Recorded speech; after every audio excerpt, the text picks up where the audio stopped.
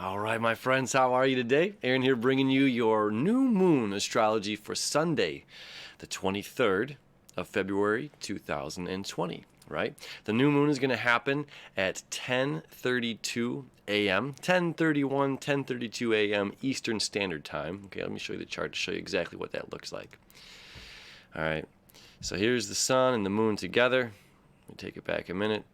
10:31. 10:32, the moon's going to pass the sun. Okay, so new moons are about new beginnings, right? Now, we just had the septile happen, all week long between Saturn and Neptune, a recreation of our reality, and that ended on the 21st. And then we see here Pluto creates this septile. It's kind of hard to see over here to Mercury, which is retrograde right now, okay? So these septiles deal with fate-like energy, and we're going with a transformation of the physical world and bringing in the insight, the immortality of the non-physical world, okay? And now this is important. The physical world has a sense of mortality. The non-physical world has a sense of immortality. And we can also see here in the chart, just about everything with the exception of Venus and Uranus, Chiron's an asteroid. Everything really is here in the last three houses of the southeast quadrant. This is a giant mirror, so this would be our north. This is our east. This is the south. This is the west. Which deals with, even in general, everything is in the eastern hemisphere of the zodiac right now, which is dealing with individual action taking place on the outside world, okay? So this is us creating change, us saying, I'm not waiting for the new beginning to begin. I am taking action. I am part of this new beginning. I am part of this transformation, and I am willing to put myself out there and preserve.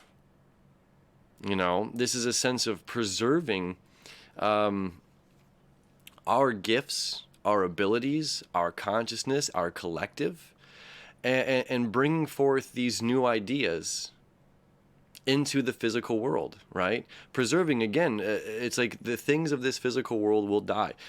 Here I have an antler. The rest of this deer is decomposed.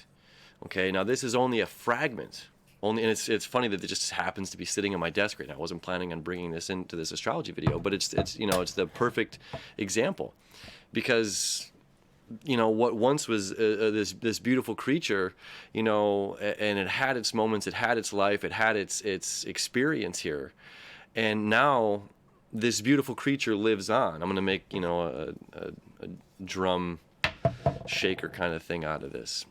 So I'm going to be able to preserve that deer's journey into my own ceremony, into my own practice, into my own healing that I'm offering to other individuals, right? So this is a perfect example of this kind of energy coming in here, right? We have the ability to take something of the past and rework it, have an understanding that there are only going to be fragments left from the pieces of the past to build upon something new and to bring that into our new journey. Okay, so it's really exciting. It's very powerful energy going on right now. And again, with the Mercury retrograde happening, Mercury in general in Pisces is still connecting to, it's not physically what we see, it's the intuition, it's what we're feeling. Okay, so this new moon has to do with what we're feeling, an intuitive inspiration, not something that is just here right now in the present, but with the energy. And look at this, we have Mars creating a sextile, a perfect sextile, 4 degrees to 4 degrees. Mars taking action, exalted in the sign of Capricorn. Capricorn making things real, Capricorn creating the laws, Capricorn creating the structure, Mars, our planet of action, saying, yes, let's move forward in this direction. Yes, let's bring this into perfection. And not only that, it's taking action. And Pisces is also, it's the beginning and the end. It is the sign of completion. Okay, so this new moon, new beginning, is also an ending. Every new beginning is the ending of something. Okay, with this retrograde happening here, we have things being revisited from the past. Again, just like this antler, this is something of the past that's going to be revisited and recreated into something new, right? And just the same as we have relationships being revisited, new beginnings of something that maybe once was, something that maybe died in the form that it was, to be reborn into what it's going to be, whether that's old friends coming back or work relationships, partnerships, love, romantic relationships, again depending on your chart where this lies for you. There's just a lot of positive energy saying, like, one, trust right now, trust the unknown. Right? We can't clearly see through this haze. We can't clearly see through this fog to navigate. We have to trust our instincts. We have to trust our intuition and be inspired by that, by the feeling itself, right? Being inspired by the feeling. Very, very, very, very exciting. So we still have a lot of fate-like energy going on here. We have, again, with Pluto creating that septile to Mercury during this retrograde process. The septile, again, deals with fate, deals with destiny. Okay, this is transformational, transcendent communication. Okay, from up here. Right? So we can expect communication coming through in a big way this week leading up to this new moon on Sunday. We can expect some great change, potentially the week following this new moon, right? There's a lot of positive energy, these new moons, new beginnings. Before this cycle starts, spring arises.